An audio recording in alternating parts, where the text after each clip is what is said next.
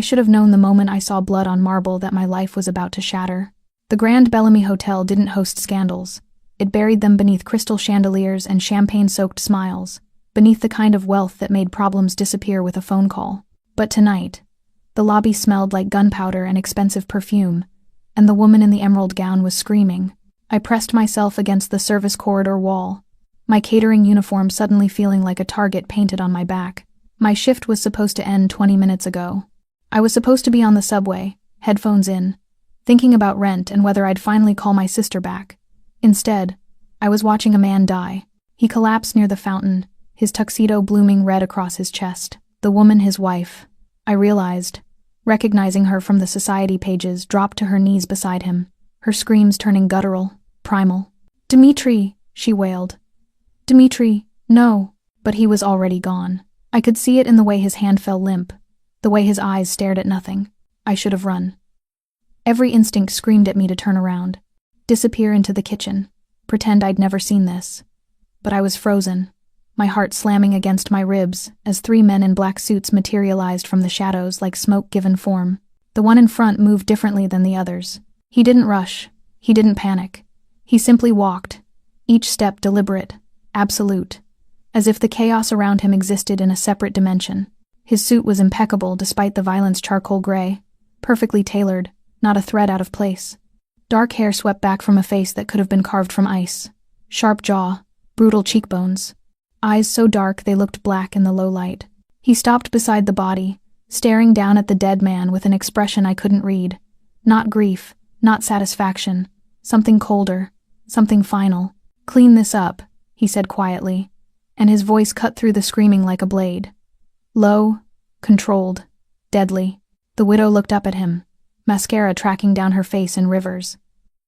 "You," she choked out. "You did this. Dmitri did this to himself." The man's gaze didn't leave the corpse. "He forgot the rules. He was your brother. He was a traitor." The word landed like a death sentence. The woman's face crumpled. But before she could speak again, one of the suited men stepped forward, gripping her arm and hauling her to her feet. She struggled, but it was useless. They dragged her toward the elevator, her sobs echoing off the marble. I should have moved then, should have slipped back into the corridor and disappeared. But my foot shifted, my shoe scraping against the floor, and the sound, God, that tiny, stupid sound made him turn. His eyes locked on mine. For a heartbeat, neither of us moved. The world narrowed to that single point of contact, his gaze pinning me in place like a butterfly under glass. I couldn't breathe, couldn't think, couldn't do anything but stare back at him and wonder if I was about to die. "Who are you?" His voice was quieter now, but somehow more dangerous. "No one," I stammered. I work here, catering. I was leaving, I didn't see anything." "You're lying." "I'm not." He moved. 3 strides and he was in front of me, close enough that I could smell his cologne, something dark and expensive, cedar and smoke. Close enough that I had to tilt my head back to meet his eyes. Up close, they weren't black. They were deep brown, almost amber in the center, and they studied me with an intensity that made my skin burn. "What's your name?" he asked. My mouth went dry. "Sophia. Sophia." He repeated it slowly, like he was tasting it. "You saw what happened here tonight." It wasn't a question. I nodded anyway, my hands trembling at my sides. "Then you understand you have a problem." Terror flooded my veins, cold and sharp. "Please," I whispered. "I won't say anything. I swear. I'll forget I was ever here." "You can't forget." His hand came up, and I flinched, but he didn't touch me. His fingers stopped an inch from my face, hovering near my temple. "It's already in here, burned into your memory. The blood, the screaming, my face." I couldn't argue. He was right.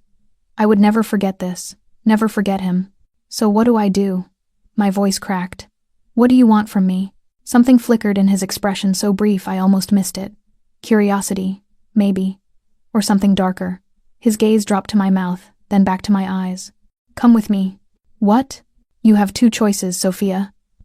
He stepped back, gesturing toward the lobby where his men were already moving the body, erasing the scene like it had never happened.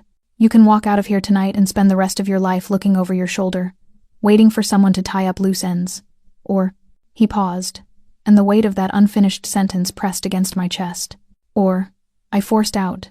His mouth curved into something that wasn't quite a smile. Or you stay close to me, where I can see you, where I know exactly what you're doing and who you're talking to. You're asking me to what? Be your prisoner?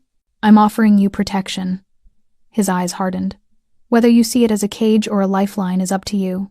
Behind him, the lobby was empty now. The fountain still ran, water splashing cheerfully over stone, as if a man hadn't just bled out beside it. The hotel hummed with normalcy again, the veneer perfectly restored. I looked back at him, this stranger who'd just murdered his own brother, who stood there offering me an impossible choice with the same casual authority someone might use to order coffee. "Why?" I breathed. "Why not just kill me too?"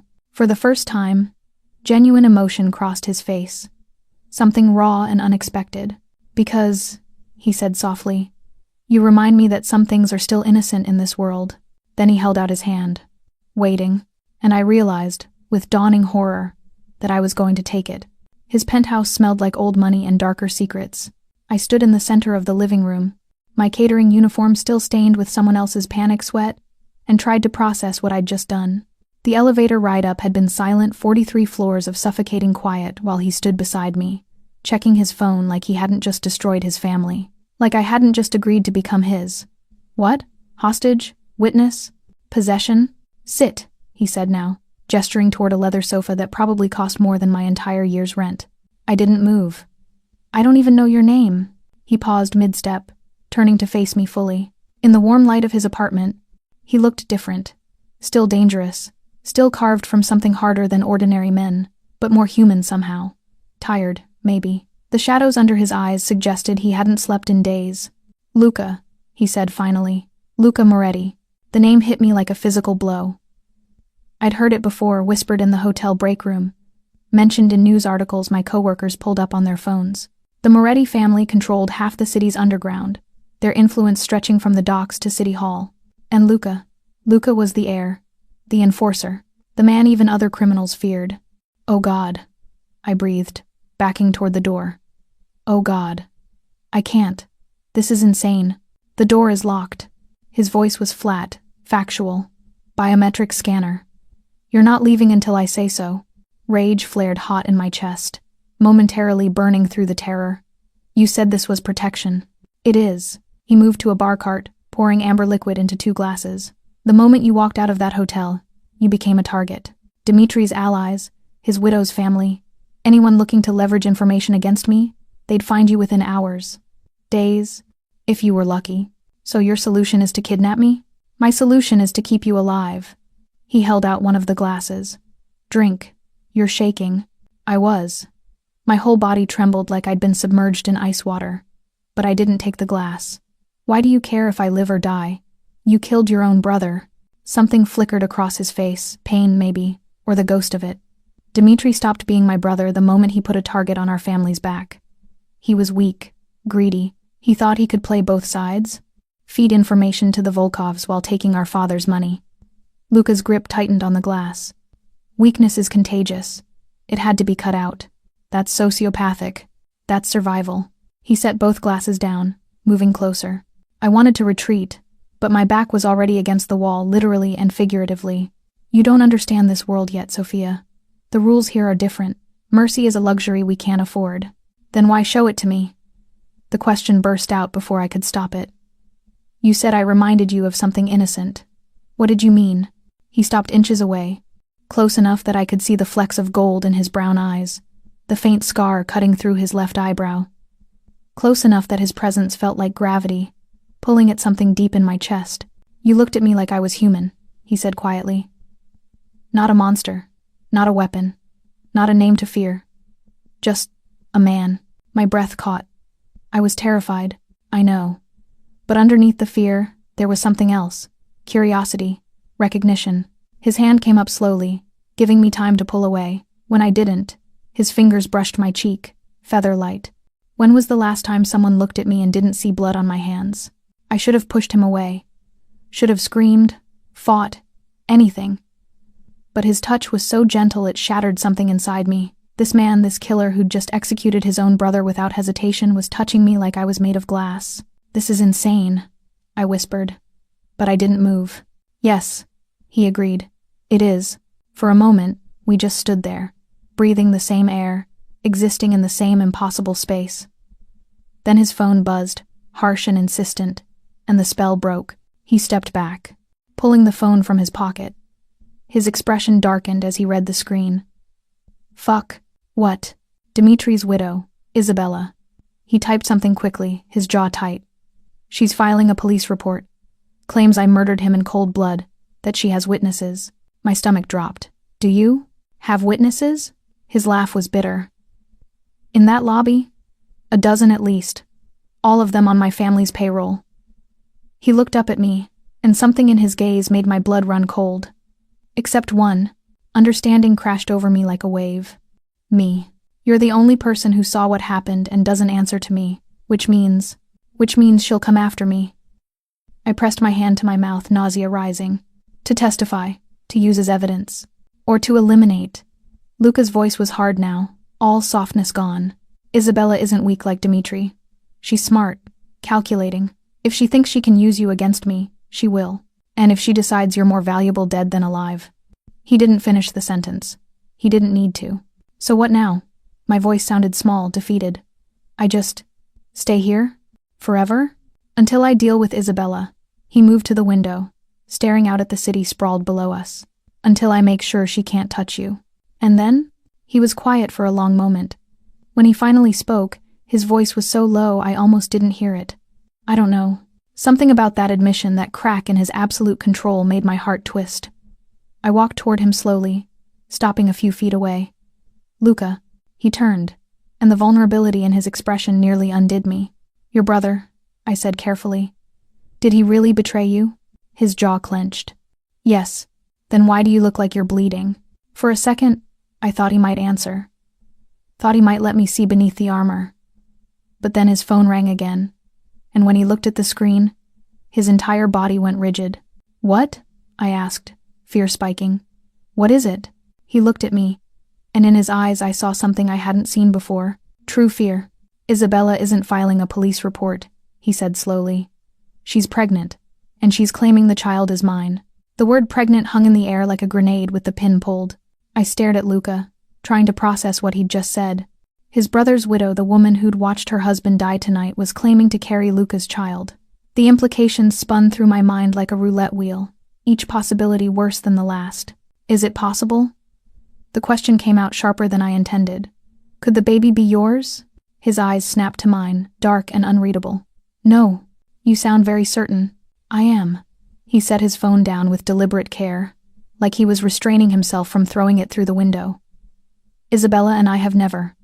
I've never touched her. Not once. Then why would she claim? Because she's desperate. He began pacing, his movements tight and controlled.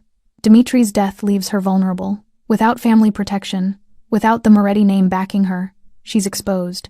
Every enemy he made, every debt he accumulated, it all falls on her now. I wrapped my arms around myself, suddenly cold despite the warmth of the apartment. So she's lying to secure her position. She's lying to survive. He stopped at the window again, his reflection ghostly against the city lights. If people believe the child is mine, she becomes untouchable. My responsibility, my liability.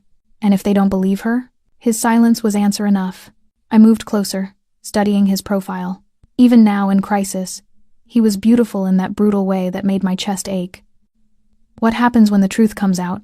That depends on whose truth wins. He turned to face me, and the exhaustion in his expression made him look younger somehow, more human. In my world, Sophia, facts matter less than narratives. If Isabella can convince enough people, my father, the other families, the right authorities, then her lie becomes reality. But there are tests, DNA tests. She can't fake biology. She can delay it, claim the pregnancy is too early, too fragile. By the time anyone demands proof, she'll have months to manufacture evidence or find another angle. His jaw tightened, and in the meantime I'm trapped. If I move against her now, I look guilty. If I do nothing, I accept her claim by default. The strategic nightmare of it all made my head spin. This is insane. This is chess. He moved toward me, each step measured. And she just put me in check. Something in his tone made my pulse quicken. What are you going to do? He stopped close enough that I could see the fine lines around his eyes, the muscle ticking in his jaw. The only thing I can do. Call her bluff and hope I'm right. And if you're wrong, I'm not. but his hands flexed at his sides, betraying his uncertainty. Isabella was obsessed with Dimitri. Possessed by him, she wouldn't have risked their marriage by sleeping with me. Unless she wasn't sleeping with you. The thought hit me suddenly, pieces clicking into place. What if she was sleeping with someone else? Someone she needs to hide? Luca's eyes sharpened. Explain. You said Dimitri was betraying your family, feeding information to enemies. What if Isabella was involved? What if she got pregnant by someone from the other side, the Volkovs? Maybe, and now she's using your brother's death to cover it up? My words came faster now, adrenaline making me bold. She needs the Moretti protection. But she can't claim Dimitri's paternity if the timing doesn't match, or if people question her loyalty. So she shifts to you. The grieving widow seduced by her husband's brother. It's scandalous enough to be believable. He stared at me for a long moment, something shifting in his expression. Respect, maybe. Or recognition. You're dangerous, he said softly. What? That mind of yours, the way you see patterns, connections. He reached out, his fingers catching a strand of my hair that had fallen loose from my ponytail. You could be an asset in this world, or a threat. My heart hammered against my ribs. Which am I to you? His thumb brushed my cheek, the gesture so intimate it stole my breath. I haven't decided yet. We stood there, suspended in that charged moment, and I felt something fundamental shift between us. This wasn't just captor and captive anymore. It was something more complicated, more dangerous. His phone shattered the moment, buzzing insistently. He pulled away, checking the screen, and his expression went cold. What now? I asked. Isabella's holding a press conference. Tomorrow morning. She's going public with everything, the pregnancy, her accusation against me. All of it. He typed rapidly, his movements sharp with controlled fury. She's forcing my hand. Can you stop her? Not without confirming her narrative. He looked up at me, and in his eyes I saw the ruthless calculation that had let him kill his own brother. But I can change the story. Something about his tone made my stomach clench. How? By giving them a bigger scandal. He moved toward me with predatory grace, and I suddenly understood what he was about to say before the words left his mouth. By introducing them to you. I backed up instinctively. No way. I'm not getting involved in this circus. You're already involved. He kept coming, backing me against the wall. The moment you witnessed Dimitri's death, you became part of this story. Isabella will use you anyway as an inconvenient witness who needs to disappear, as a variable she can't control. But if I introduce you first, on my terms, I become your shield, I finished, the realization bitter on my tongue. You become my truth. His hands came up, palms flat against the wall on either side of my head, caging me in. The innocent caught in the crossfire, the witness who can confirm my version of events. The reason I couldn't possibly be involved with Isabella. Because I'm involved with you, I whispered. His eyes darkened. Yes, that's a lie. Is it? His gaze dropped to my mouth, and heat flooded my body despite everything. Tell me you don't feel this, whatever this is between us. I couldn't. God help me, I couldn't. His phone buzzed again. When he checked it, his face went white. Luca. He turned the screen toward me, and I saw a message with a single photo attached. It was me, leaving the hotel tonight. Timestamped, crystal clear. The text below read, "She saw everything. How much is her silence worth?" The photo stared back at me like an accusation. My face, perfectly captured under the hotel's exterior lights. My expression frozen in shock, mouth slightly open, eyes wide with horror. Someone had been watching. Someone had been waiting. Who sent this? My voice came out steadier than I felt. Luca's thumb moved across the screen, tracing information I couldn't see. Blocked number. Routed through 3 different servers. He looked up, his expression carved from ice. Professional. The Volkovs? Maybe. Or Isabella's people. Or someone else entirely who sees an opportunity. He pocketed his phone and moved to a painting on the wall, some abstract thing that probably cost 6 figures. With a quick motion, he swung it open like a door, revealing a safe. In my world, blood in the water attracts every shark in the ocean. I watched him spin the combination, my mind racing. They want money. They want leverage. He pulled out a gun, sleek, black, terrifying, and checked the chamber with practiced efficiency. Money is just the opening bid. What they really want is to own a piece of me. To have something they can use whenever they need a favor. An alibi, a blind eye. The casual way he handled the weapon made my stomach turn. Are you going to kill them? I'm going to find them first. He pulled out a second gun, then a third, laying them on the mahogany side table like he was setting out silverware. Then we'll see what they're really after. We? He looked at me, and something in his gaze made my pulse spike. You're not leaving my sight. Not now. Not until I know who's targeting you and why. I'm not some damsel you need to. You became my responsibility the moment I let you live. His voice cut through my protest like a blade. I don't take that lightly. The weight of those words settled over me, heavy and complex. Responsibility, not affection, not attraction, just obligation, wrapped in whatever twisted code of honor men like him lived by. But the way he'd touched my face earlier, that hadn't felt like duty. So what now? I forced myself to focus. We just wait for them to make another move? No, we make ours first. He crossed to a laptop on the desk, fingers flying over the keys. Isabella's press conference is at 10 a.m. That gives us... He checked his watch. 11 hours to shift the narrative. By parading me in front of cameras and claiming I'm what? Your girlfriend? Your alibi? My witness. He turned the laptop toward me, showing a document that made my blood run cold. It was a statement detailed, clinical, describing exactly what I'd seen in the hotel lobby. You tell the truth about what happened. Dmitri attacked first. I defended myself. You saw everything. I scanned the text, my hands trembling. This isn't the truth. You executed him. I neutralized a threat. His voice was flat, emotionless. Dmitri pulled a gun. He was high on cocaine and paranoia, convinced I was trying to steal Isabella from him. He fired first. Missed. I didn't. That's the story that keeps you alive. He moved closer, his presence overwhelming. Listen to me, Sophia. The actual truth doesn't matter. What matters is the truth people can accept. A paranoid addict attacking his brother? Believable. A crime of passion gone wrong? Tragic but understandable. His hand cupped my chin, forcing me to meet his eyes. You reading that statement gives me credibility. It undermines Isabella's narrative before she can weaponize it, and turns me into a target forever. I pulled away from his touch, even though part of me wanted to lean into it. Everyone will know my face, my name. I'll never be safe again. You were never going to be safe again. The brutal honesty in his voice hurt more than a lie would have. The moment you saw me kill Dmitri, your old life ended. You can either accept that and let me protect you, or you can run and spend however long you have left looking over your shoulder. Tears burned behind my eyes, but I refused to let them fall. This isn't fair. No. For a moment, something softened in his expression. It's not. The laptop pinged, and he turned back to it. His body went rigid. Fuck. What? He rotated the screen again. This time it showed a news article, freshly posted. The headline made my vision blur. Moretti family in turmoil.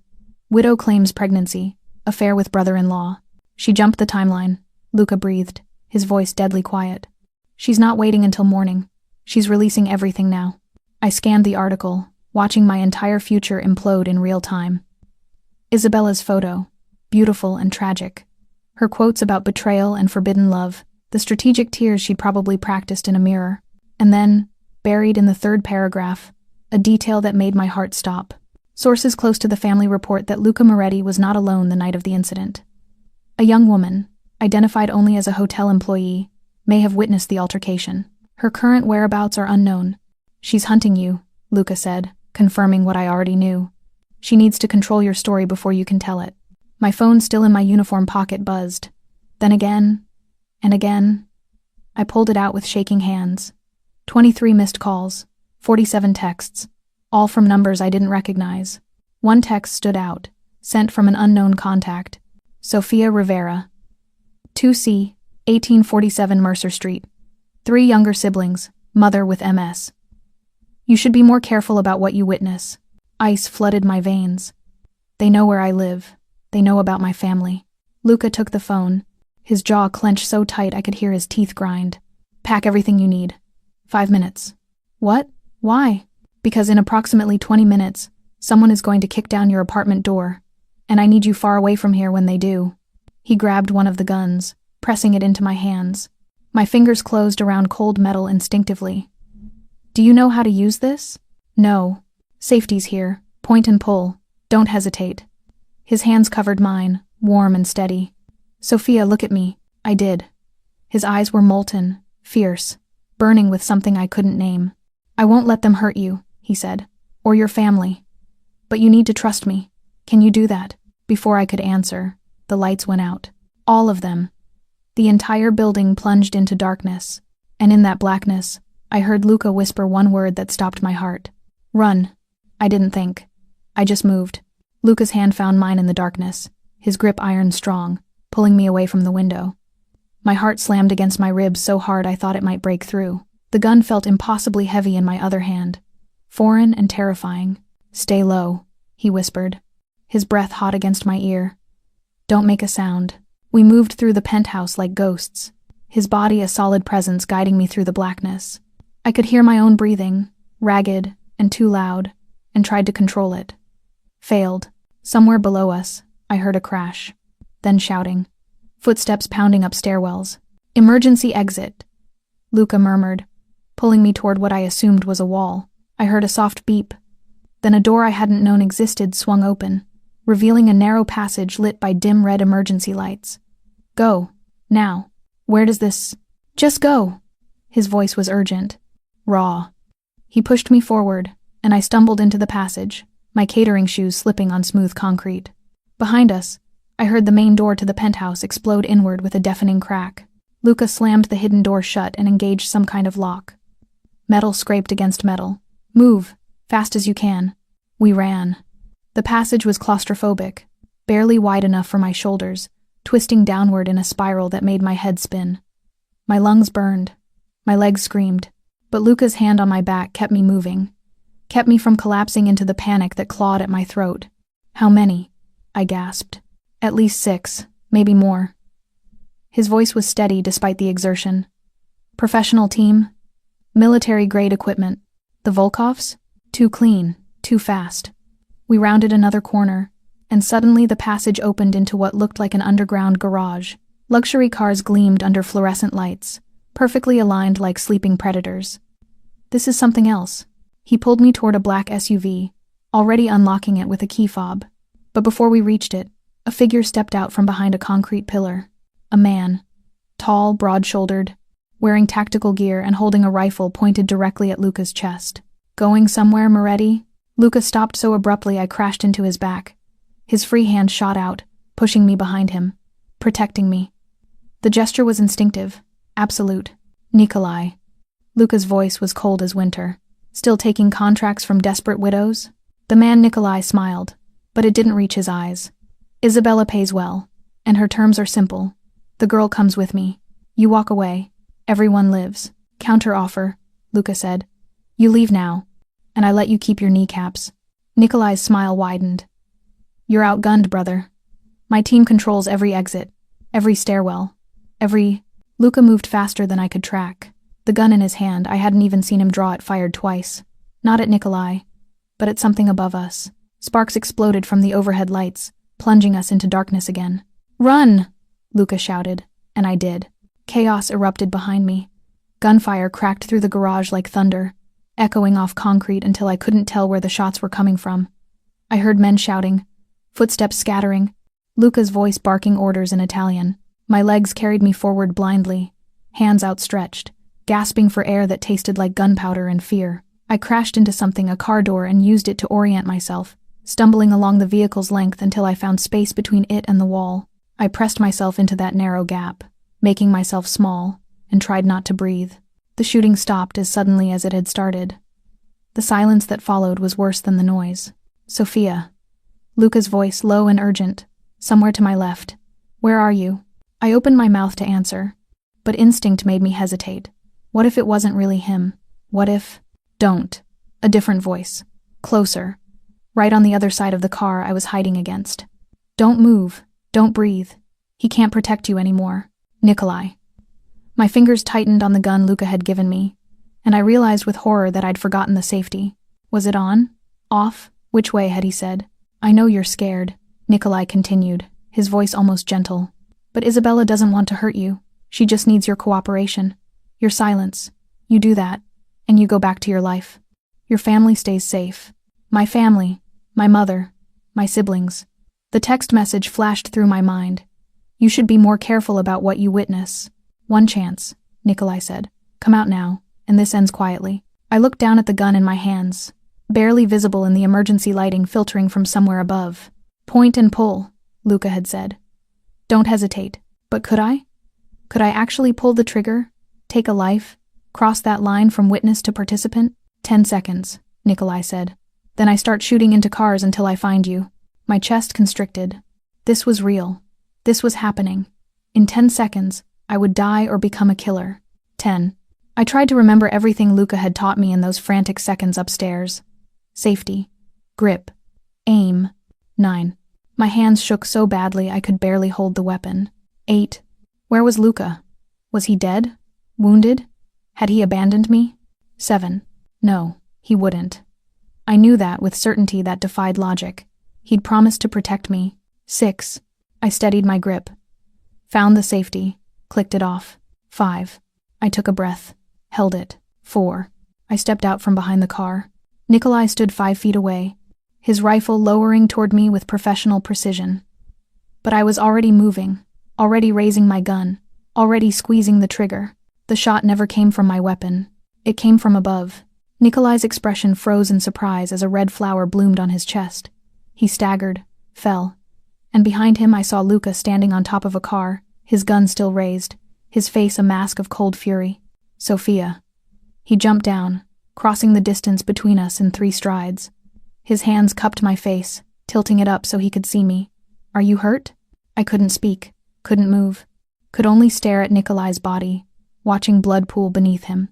Sophia. Luca's voice cracked through my shock. Look at me. Are you hurt? No, I managed. Good. He pulled me against his chest, one arm wrapped around me like a vice, the other still holding his gun. His heart thundered against my cheek, fast and hard and alive. You're okay. You're safe. I've got you. But over his shoulder, I saw movement in the shadows, more figures emerging from the darkness, too many to count. Luca, I whispered. He'd already seen them. I felt his body tense, felt him shift me slightly behind him again. Well, a woman's voice called out, smooth and familiar. This is quite the mess you've made, Luca. Isabella Moretti stepped into the light, flanked by armed men. She was still wearing her emerald gown from the hotel, still beautiful, still composed. But her eyes were pure venom. She smiled at me, cold and calculating. Hello, Sophia. We need to talk about what you saw tonight, and what you're going to say about it. Isabella looked like a Renaissance painting come to life, beautiful, tragic, and utterly terrifying. She moved toward us with the confidence of someone who knew she held all the cards, her heels clicking against concrete in a rhythm that sounded like a countdown. The men flanking her kept their weapons trained on Luca, but their eyes flickered to me with cold calculation. Let her go, Isabella said, her voice carrying the weight of command. This doesn't concern her. Everything concerns her now. Luca's arm tightened around my waist, keeping me anchored against him. The moment you put a target on her back, you made her part of this. I didn't put a target on anyone. Isabella's smile was razor sharp. You did. When you murdered my husband in front of witnesses. Self-defense isn't murder. Then you won't mind if Sophia confirms that, publicly. Isabella's gaze shifted to me, and I felt stripped bare under that assessment. Will you, dear? Will you stand in front of cameras and tell them how Dmitri attacked first? How Luca had no choice? My mouth went dry. The way she said it, the specific details she shouldn't have known, made my skin crawl. How did you know what story Luca prepared for you? She laughed, the sound crystalline and cruel. Because I know my brother-in-law. I know how he thinks, how he operates. Control the narrative, eliminate variables, protect the family name at any cost. She took another step closer. But here's what Luca didn't tell you, Sophia. The story he wants you to tell? It's not just false. It's evidence of conspiracy to obstruct justice. Ice flooded my veins. What? If you lie about what you saw, you become complicit in covering up a murder. The moment you sign that statement, you're no longer a witness, you're an accomplice. Isabella's eyes gleamed with triumph. And unlike Luca, you don't have lawyers and family money to protect you. You'll go to prison. Your mother will lose her care. Your siblings will end up in foster homes. Don't listen to her, Luca said, his voice tight. She's manipulating you. Am I? Isabella pulled out her phone, tapping the screen. I have the statement you prepared, time-stamped, saved on your personal server. I also have testimony from 3 independent witnesses who saw exactly what happened tonight, and their version doesn't match yours. My heart hammered so hard I thought I might pass out. Independent witnesses? Hotel staff. Guests. People who have no connection to either family. She held up the phone so I could see names, dates, official-looking documents. People who will testify that Dmitri was unarmed when Luka shot him. That there was no struggle. No self-defense. Her gaze locked on mine. Just execution. I felt Luka's body go rigid against mine. Every muscle coiled like a spring about to snap. Those witnesses are dead or bought, he said flatly. Prove it. Isabella's smile widened. Go ahead, Luka. Threaten them. Make them disappear. Give the authorities exactly what they need to put you away for life. The trap was elegant in its simplicity. If Luka moved against the witnesses, he confirmed his guilt. If he didn't, their testimony would destroy him. Either way, Isabella won. What do you want? I heard myself ask, my voice steadier than I felt. Isabella's attention snapped back to me with predatory focus. Smart girl. I want exactly what I said in my statement. I want Luka to acknowledge that the baby I'm carrying is his.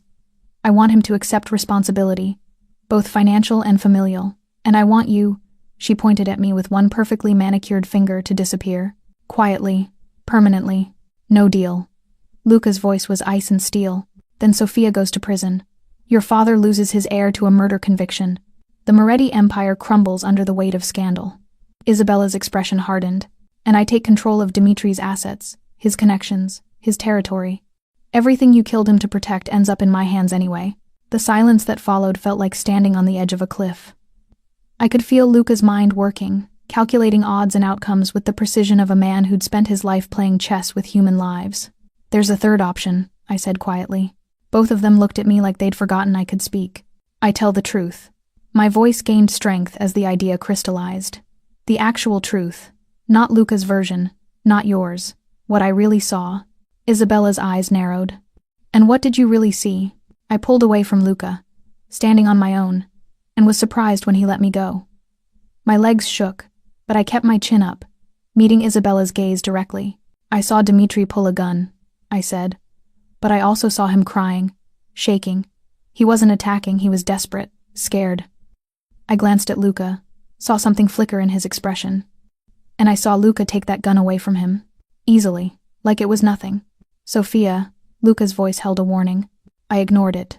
Dmitri was on his knees, unarmed, begging, and Luka shot him anyway, point blank. Execution style. The words hung in the air like smoke. Isabella's smile returned, victorious.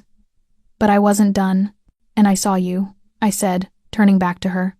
Before the shooting, in the hallway, talking to a man I didn't recognize. You were holding something, a phone.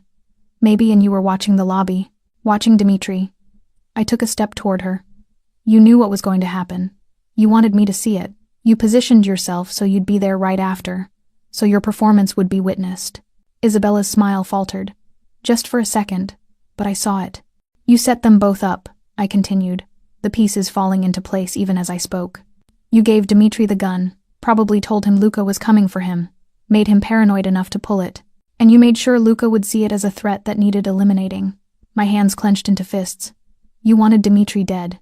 You just needed Luka to do it for you. The garage went deathly silent. Then Isabella laughed high and bright and genuinely amused. Oh, Luka. She really is remarkable. I can see why you kept her. She raised her hand, and her men shifted their aim, but not toward Luka, toward me. Unfortunately, Isabella said, her voice honey-sweet. Remarkable witnesses are the most dangerous kind. I saw her finger move, saw her give the signal, and then Luka's body slammed into mine, driving me to the ground as the world exploded into gunfire. Pain exploded across my shoulder as I hit the concrete, Luka's weight crushing the air from my lungs. Bullets screamed overhead, sparking off metal and stone, the noise so loud it became a physical thing pressing against my eardrums. Stay down! Luka's voice was raw against my ear. His body covered mine completely, every muscle taut, forming a shield between me and Isabella's guns. I couldn't breathe, couldn't think, could only feel the vibration of each shot, the heat of his body, the wet warmth spreading across my side that I prayed wasn't blood. Then, as suddenly as it started, the shooting stopped. Not silence, my ears rang too badly for that, but absence. A hollow space where violence had been. Luka lifted his head slightly, his breath coming in harsh gasps. Are you hit? I can't. My hands were shaking too badly to check. Everything hurt and nothing hurt, and I couldn't tell the difference anymore. His hands moved over me with clinical efficiency, checking for wounds. When his palm pressed against my ribs, I gasped, and he froze. Sophia, it's not me, I realized with sick certainty. Luca, you're bleeding. He looked down at his side, where crimson was seeping through his shirt, and his jaw tightened. Flesh wound. I've had worse. You've been shot, and you haven't. That's what matters. He pushed himself up slightly, scanning our surroundings. We were wedged between two cars, protected by metal and luck, but I couldn't hear Isabella's voice anymore. Couldn't hear anything except the ringing in my ears and Luca's labored breathing. Where is she? I whispered. Gone. She got what she wanted. What? We're not dead. She rattled us. Proved she could kill you whenever she wants. He pressed his hand against his wound, his face going pale. And she bought herself time. By the time we regroup, she'll have spun this into another narrative. Luca Moretti, shot while attacking his pregnant sister-in-law. The desperate, violent brother-in-law, who'll stop at nothing. The tactical brilliance of it made me want to scream. We have to get you to a hospital. No hospitals. Too easy to track. He shifted, testing his injury, and bit back a curse. There's a safe house, 20 minutes from here. Can you drive? Yes. But, then we move. Now. He pulled me to my feet, and I saw the effort it cost him. Blood dripped from his fingers, pattering against concrete like rain. Keys are still in the SUV. If I black out, drive to the address I'm about to give you. Don't stop for anything. Don't trust anyone. Luca, promise me. His hand gripped my arm, his eyes burning with intensity despite the pallor of his skin. No matter what happens, you keep going. You survive. The weight of what he was asking, the possibility that he might die, hit me like a physical blow. Don't you dare make me promise that. You're not dying in some parking garage because you were protecting me. Sophia? No. The word came out louder than I intended, echoing off concrete. You don't get to play martyr. You don't get to act like your life matters less than mine just because you've done terrible things. My hands fisted in his shirt, careful of his wound. You're getting in that car, and you're staying conscious. And you're telling me where we're going. Understand? For a moment, he just stared at me. Then, impossibly, a ghost of a smile touched his lips. Yes, ma'am. We made it to the SUV in a stumbling rush, Luca leaning heavily on me, leaving a trail of blood that made my stomach turn. I got him into the passenger seat, then ran around to the driver's side, my hands shaking so badly I could barely grip the wheel. Where? I demanded, starting the engine. He recited an address, then slumped against the window, his breathing shallow. I drove like my life depended on it because his did. Through empty streets slick with rain I hadn't noticed starting, past buildings that blurred into nameless shapes. Every red light felt like an eternity. Every turn felt like a mistake. Stay with me, I kept saying, a mantra to ward off the panic clawing at my throat. Luca, stay with me. Still here, he murmured, though his eyes were closed. Tell me something. What? Anything. Your voice keeps me grounded. My throat tightened. What do you want to know? Why did you defend me? Back there, with Isabella. You could have let her believe the worst. Saved yourself. I took a sharp turn, tires squealing. Because she was lying. So was I. My version wasn't the truth either. No, but you were trying to protect me. She was trying to destroy both of us. I glanced at him, saw his eyes open, watching me with an intensity that made my chest ache. There's a difference between a lie that shields and a lie that wounds. That's surprisingly philosophical for a caterer. Despite everything, I almost laughed. Former caterer, I'm pretty sure I'm unemployed now. I'll hire you. As what? Your professional accomplice? My. He trailed off, his expression shifting into something vulnerable, almost afraid. I don't know, but I need you to be something. Someone I can. He winced, pressing harder against his wound. Someone who looks at me like I'm human. The raw honesty in his voice shattered something inside me. You are human, Luca. A complicated, dangerous, infuriating human. But human. Even after what you saw? What I did to Dimitri? I pulled up to a building that matched the address, a nondescript brownstone in a quiet neighborhood, and killed the engine. Then I turned to face him fully, needing him to see my eyes when I said this. I saw you kill your brother. I also saw you throw yourself in front of bullets for a stranger. I saw you make terrible choices and impossible decisions. And yes, you're human. I reached out, my hand hovering over his cheek before I let myself touch him. A monster wouldn't bleed for me. His hand came up, covering mine, holding it against his face like a lifeline. Sophia? The brownstone's door burst open, and 3 men rushed toward us, armed and moving with military precision. Luca's body tensed, his hand going to his gun despite his injury. But then he relaxed slightly, recognizing them. Family, he muttered. It's okay, they're... The men yanked open the car doors. But instead of helping Luca, 2 of them grabbed me, hauling me out of the vehicle. Wait, what are you? Orders from Don Moretti, one of them said flatly. The girl comes with us. I looked at Luca, saw him trying to stand, to fight, but he was too weak, too injured. His face contorted with rage and helplessness. Let her go, he roared. That's an order. Not your orders anymore, the man said. And then, almost gently, to me, Don Moretti wants to meet the woman his son is willing to die for. They pulled me toward the building as Luca's shouts followed us into the darkness. The brownstone's interior was nothing like I expected. No opulence. No gilded frames or marble statues. Just clean lines, understated furniture, and the kind of quiet that came from soundproofed walls. A place designed for secrets, not show. They led me through hallways that smelled of old wood and gun oil, past closed doors that probably hid things I didn't want to know about. My captors, because that's what they were, despite their polite grip on my arms, said nothing. Just marched me forward like a prisoner awaiting sentencing. Which, I supposed, I was. We stopped at a heavy oak door. One of the men knocked twice, then pushed it open, gesturing for me to enter alone. I stepped inside, and the door clicked shut behind me with terrible finality. The room was a study.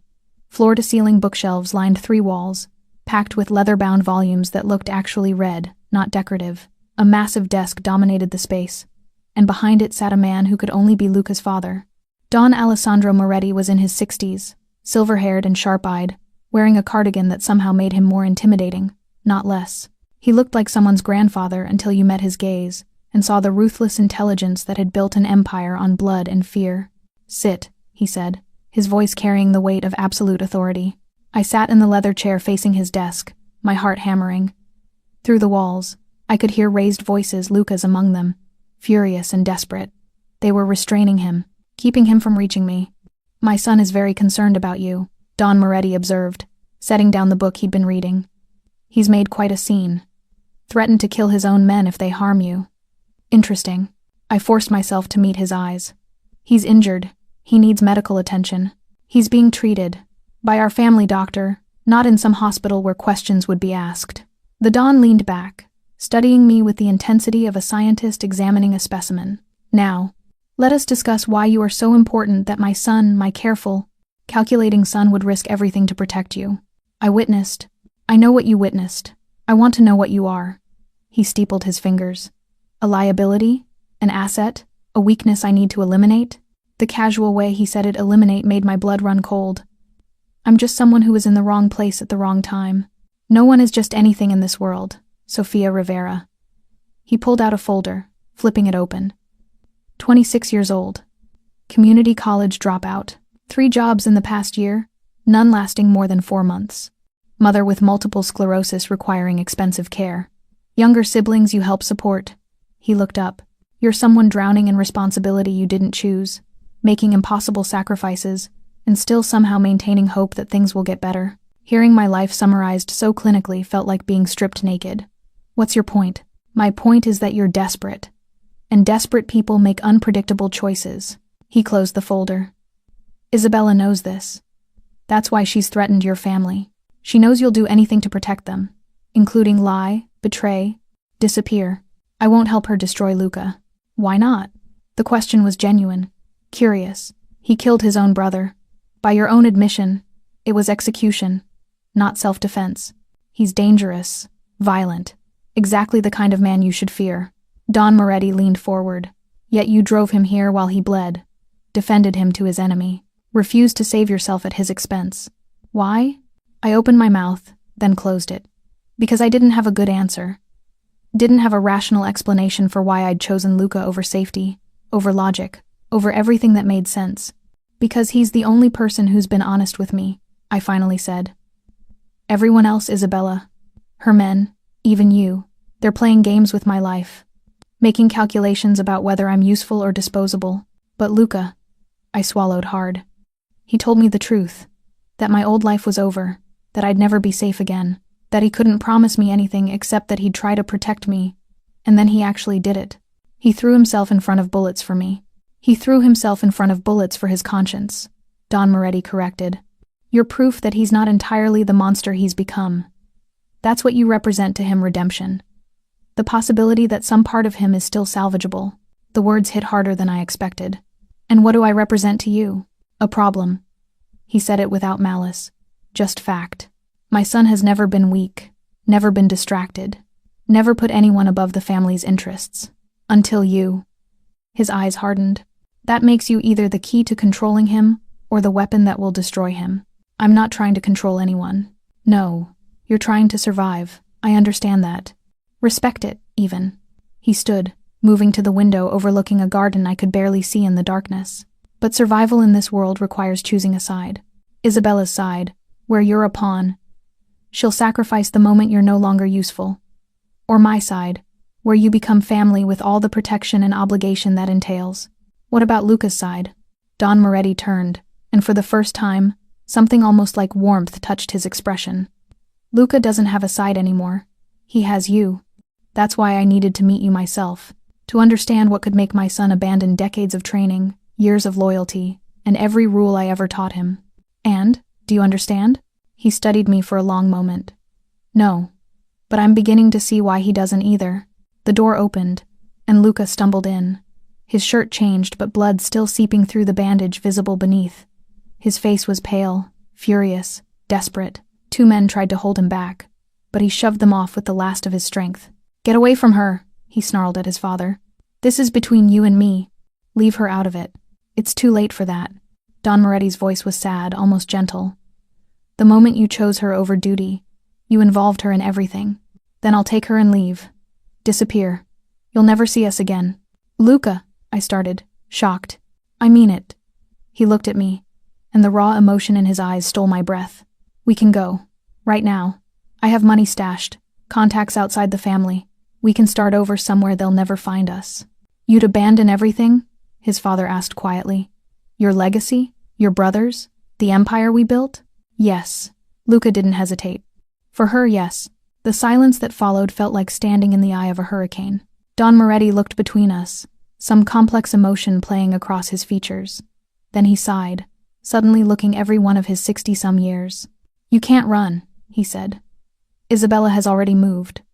While you were getting patched up, she released the paternity test results to the media. My stomach dropped. And the baby isn't Dimitri's. Don Moretti's expression was grim.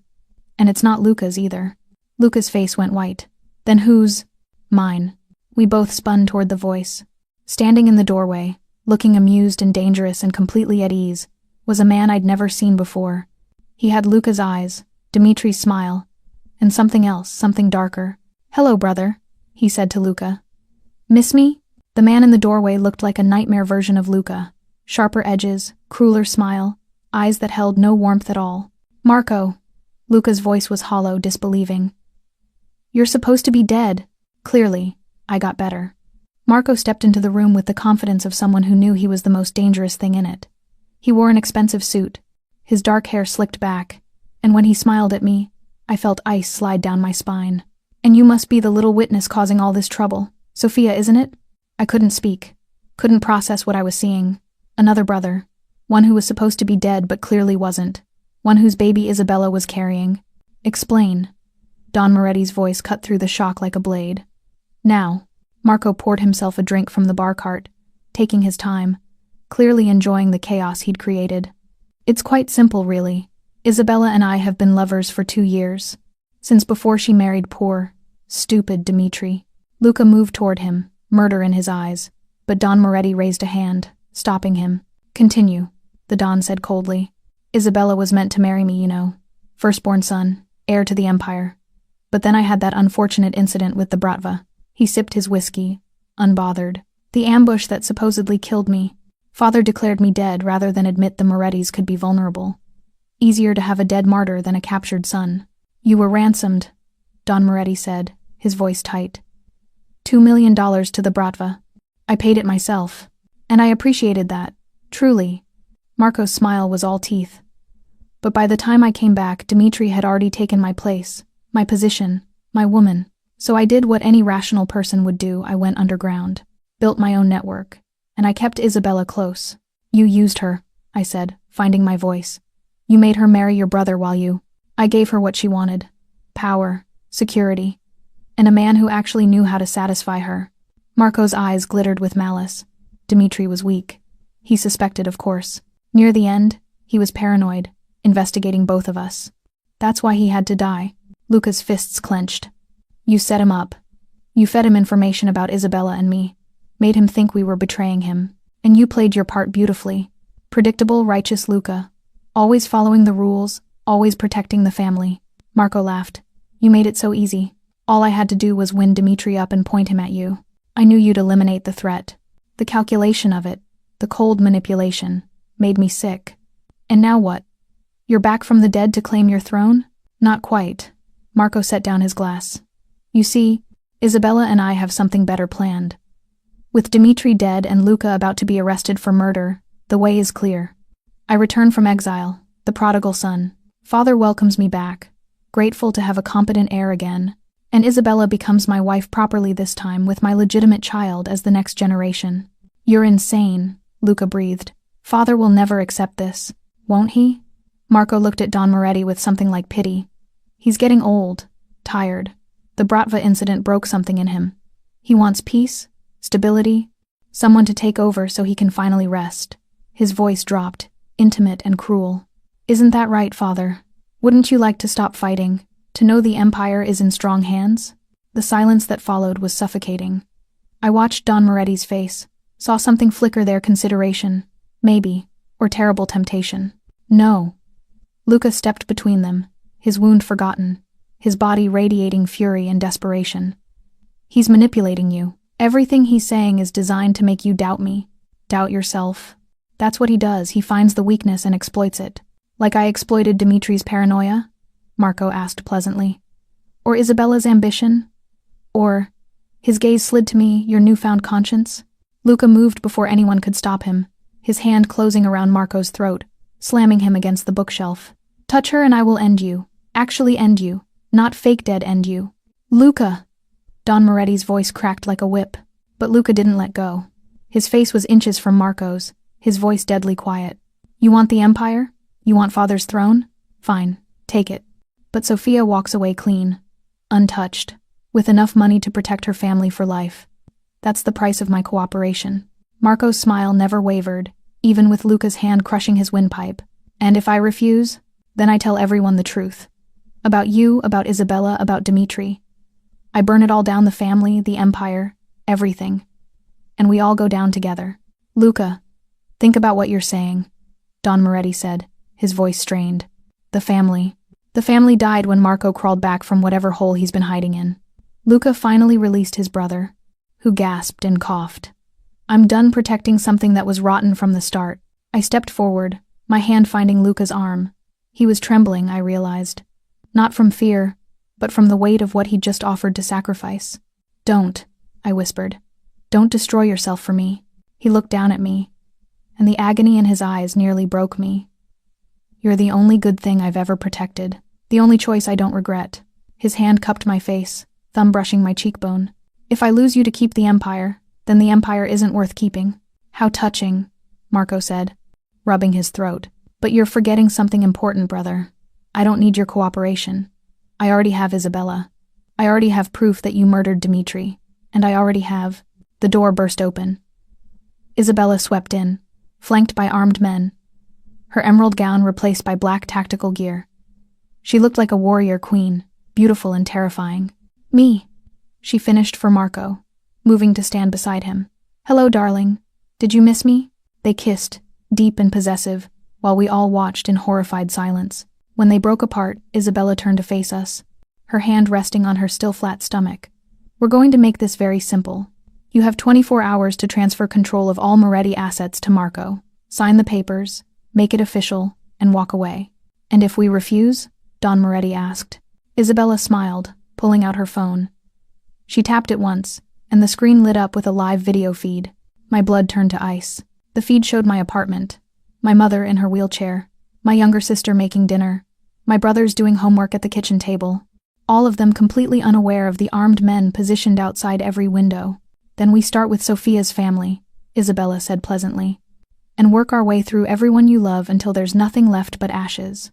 Luca's hand found mine, gripping so tight it hurt, and I realized, with terrible clarity, that love in this world wasn't salvation. It was the sharpest weapon of all. I couldn't breathe. Couldn't think past the image of my family on that screen, eating dinner while death waited outside their windows. You have my attention, Don Moretti said, his voice carefully neutral. But I saw his hand trembling slightly as he reached for his desk, steadying himself. What guarantees do we have that you'll honor your word? Guarantees? Isabella laughed. This isn't a negotiation, Don Moretti. This is a hostile takeover. You sign over control, or people start dying. Starting with she zoomed in on the video feed, focusing on my little sister, her. No. The word ripped from my throat before I could stop it. Please. They have nothing to do with this. They don't even know I witnessed anything. That's what makes them so perfect. Isabella's eyes glittered with cruel satisfaction. Innocent casualties. The kind that make headlines. The kind that bring federal investigators and destroy reputations. She looked at Luca. You think you can protect everyone, don't you? Your father, your empire, your conscience, and your little witness. But you can't. You have to choose. Luca's hand tightened around mine until I felt my bones grind together. There has to be another way. There isn't. Marco moved closer, enjoying this. You've lost, brother. The moment you let yourself care about something more than power, you became weak. And weakness is fatal in our world. Then kill me. Luca released my hand, stepping forward. Right now, put a bullet in my head. That's what you really want, isn't it? To erase me completely. Luca, no. I grabbed his arm, but he shook me off gently. Take my life, Luca continued, his voice steady despite the madness of what he was offering. Sophia's family goes free. She goes free. Father keeps the empire. You get everything you want without the mess of a hostile takeover. Marco actually seemed to consider it. Tempting. But no. Your death makes you a martyr.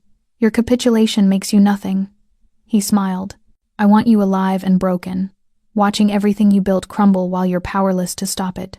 Enough. Don Moretti's voice cut through the room like a blade. He stood, suddenly looking every inch the ruthless crime lord who'd built an empire. You want control? Fine. I'll sign the papers, transfer the assets. All of it. Father, Luca turned, shock and betrayal warring on his face. On one condition. The Don's gaze locked on Marco. Sophia and her family disappear. New identities, new city. Enough money to start over and never look back, and you never speak of them again. They become ghosts. Isabella started to protest, but Marco held up a hand, considering. And Luca? Luca leaves too. Tonight. I never want to see him again. The words landed like physical blows. I watched Luca's face crumple. Watched decades of loyalty and love shatter in an instant. You're disowning me, Luca said quietly. For her. I'm saving your life. Don Moretti's voice cracked, just slightly. You're my son, and I've already lost too many sons to this cursed empire. So yes, I choose you over power. I choose you over pride. He turned to Marco. Do we have a deal? Marco exchanged a look with Isabella. Some silent communication passed between them, and then he nodded. Deal. But they leave tonight. And if either of them ever surfaces, if I even hear a whisper of their names, you won't, Don Moretti said firmly. I'll make sure of it. No. My voice surprised everyone, including myself. No? This isn't right. Luca turned to me, desperation in his eyes. Sophia, please. Your father is giving up everything for us. Your brother gets to destroy your family's legacy. And we just run away? I shook my head, anger burning through the fear. That's not justice. That's surrender. It's survival, Luca said urgently. We get to live. Your family gets to live. Nothing else matters. Everything else matters. I pulled away from him, facing Marco and Isabella. You two think you've won, that you've outsmarted everyone. But you're missing something crucial. Isabella's smile faltered slightly. And what's that? The paternity test. I forced my voice to stay steady, even though my heart was trying to beat out of my chest. You released results showing the baby is Marco's, but Marco has been legally dead for 2 years, which means those test results required his DNA, current DNA. which means someone high up in the medical examiner's office helped you fake those results. Marco's expression shifted, just slightly. I'd hit something. And if you could fake those results, I continued, my mind racing. How do we know the baby is even real? How do we know Isabella is actually pregnant and not just using a fake ultrasound to manipulate everyone? That's ridiculous, Isabella snapped. But her hand moved protectively to her stomach, an instinctive gesture that told me everything. Prove it, I said.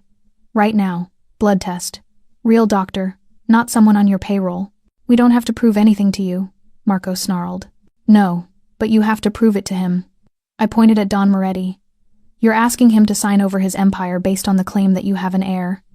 But if there's no baby, if this is all a con, then the entire deal is invalid. Any half-decent lawyer would tear it apart.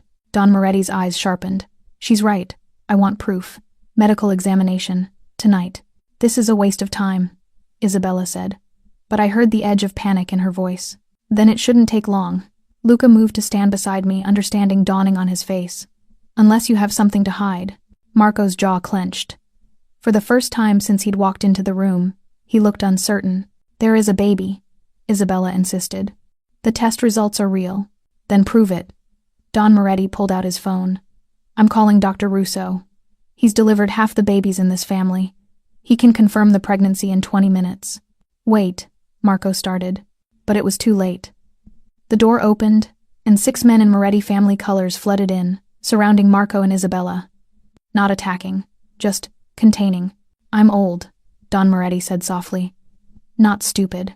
Did you really think I wouldn't have contingencies? That I wouldn't know my son was alive? He looked at Marco with something like pity. I've been watching you for months, waiting to see what game you were playing. Marco's face went white. Father, Dr. Russo will be here in 10 minutes. The Don's voice was iron. And then we'll know the truth. All of it. Isabella's phone buzzed. She looked at the screen, and all the blood drained from her face. What? Marco demanded. She turned the phone toward him, and I saw the message. Test confirmed. Not pregnant. Never was. Dr. Chen. The room exploded into chaos. But before anyone could move, before anyone could speak, the lights went out.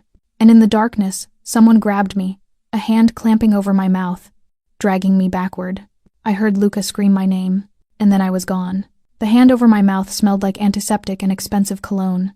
I thrashed, kicked backward, tried to scream, but my captor was strong, dragging me through darkness with terrifying efficiency. Behind us, I heard shouting, gunfire, Luca's voice roaring my name with raw desperation. Then we burst through a door, and suddenly there was light. Dim emergency lighting in a narrow hallway I didn't recognize. My captor released me, and I spun around, ready to fight. Dr. Russo stood there, hands raised, his weathered face grave. Please, Sophia. I'm not going to hurt you. Then why? Because they would have killed you the moment the truth came out. He moved to block the door, listening to the chaos on the other side. Marco can't let you live. You're the only witness who can place him at the hotel. Who can testify that he orchestrated everything? My mind reeled. You're helping me? I'm helping Luca. I delivered him, his brothers, watched them grow up. His expression was pained. Marco was always troubled, even as a child. But Don Moretti couldn't see it, wouldn't see it. Kept making excuses, giving chances. He pulled out a burner phone, typing rapidly. I've been documenting everything Marco's communications with Isabella. The faked medical records, the Bratva connections, everything. Why didn't you come forward before? Because Marco would have killed my family. He's been threatening me for months, forcing me to falsify documents, provide alibis. Doctor. Russo's hands shook as he finished typing. But now that Isabella's lie is exposed, now that Don Moretti knows the truth, I have a chance to end this. The door behind him shuddered as something heavy slammed against it. We need to move, he said urgently. There's a service exit that leads to the street. Luca knows about it. I texted him. He'll meet you there. What about you? I'm staying. Someone needs to make sure the evidence gets to the right people. He pressed the phone into my hands. Everything Marco has done is on here. The murders he ordered while supposedly dead. The money he embezzled. The deals with the Bratva. His eyes met mine. Keep Luca safe, Sophia. He's a good man trapped in a bad world. You make him want to be better. Don't let him lose that. The door splintered. Voices shouted orders. Dr. Russo shoved me toward a narrow stairwell. Go. Now. I ran.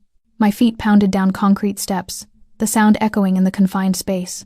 My lungs burned, my legs screamed, but I kept going, driven by terror and desperate hope. The stairwell ended at a heavy metal door. I slammed into it, fumbling with the crash bar. And suddenly I was outside, cold night air hitting my face like a slap. Sophia. Luca materialized from the shadows, blood soaking through his bandage again, his face wild with relief and fear. He pulled me into his arms so hard I couldn't breathe, his body shaking. I thought I lost you, he choked out against my hair. God, I thought. I'm okay. I'm here. I pulled back just enough to see his face. Dr. Russo saved me. He has evidence against Marco. Everything we need to. Gunfire erupted from inside the building. Sharp, rapid, then silence. Luca's arms tightened around me. We have to go, right now. But the doctor made his choice. We honor it by surviving.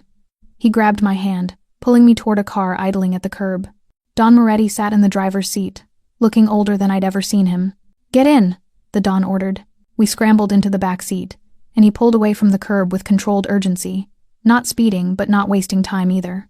Marco? Luca asked. Contained. For now. My men have him and Isabella locked down. Don Moretti's eyes met mine in the rearview mirror. Dr. Russo sent me the evidence before the end. It's enough to bury Marco, legally and otherwise. He's dead, I said quietly. Not a question. The Don's silence was answer enough. I looked at the phone in my hands, at the evidence that had cost a good man his life, and felt the weight of it crushing my chest. Your family is safe, Don Moretti continued. I've already pulled them from their apartment. They're at a secure location with guards who answer only to me. They think it's witness protection, which, in a way, it is. Thank you, I whispered. Don't thank me yet. He pulled into an empty parking structure, killing the engine. We still have to decide what happens next. Luca's hand found mine in the darkness. I meant what I said before. We disappear. New identities. New life. You'd really give up everything? I asked, searching his face. I already lost everything that mattered when I killed Dimitri. His thumb traced circles on my palm. But then I found something I didn't know I needed. Someone who looks at me and sees a man instead of a monster. Someone worth being better for. My throat tightened. Luca, I love you. The words came out raw, desperate. I know it's insane. I know we barely know each other. But I've never been more certain of anything in my life. Don Moretti cleared his throat. As touching as this is, we have about 10 minutes before Marco's people figure out where we went. Then we use them. Luca turned to his father. I need you to do something for me. One last thing. Name it. Tell everyone I'm dead. Killed in the confrontation. Make it convincing. Bury an empty casket if you have to. Luca's voice was steady, resolved. Give me the ghost Marco pretended to be. Let me disappear completely. And the Empire? Belongs to you. Find a better heir. Train someone who actually wants this life. Luca looked at me. I want something different. Don Moretti was quiet for a long moment. Then he reached back, gripping his son's shoulder. I'm proud of you. Not for the man I tried to make you. For the man you chose to become despite me. Luca's eyes glistened. Papa, go. Be happy. Let that be your revenge against Marco that you found something he never could. We left the car with new identities, cash, and instructions for a safe house in a city I'd never been to. As we walked away, I looked back once. Saw Don Moretti watching us, his expression equal parts grief and hope. Are you sure? I asked Luca. About all of this? He stopped, pulling me close, his forehead resting against mine. I've spent my whole life making terrible choices in the name of duty. Let me make one good choice for love. I kissed him. In that abandoned parking structure, with our old lives burning behind us and uncertain futures ahead, I kissed him like he was oxygen, and I was drowning. When we finally broke apart, both breathless, he smiled, really smiled, soft and genuine and beautiful. Where do we go now? I asked. Anywhere. His hand tightened around mine. Everywhere. As long as it's together. We disappeared into the night. Two ghosts, finding life in each other, leaving behind blood and betrayal for something infinitely more dangerous. Love. Real. Messy. Impossible love. And somehow, against all odds, we were free.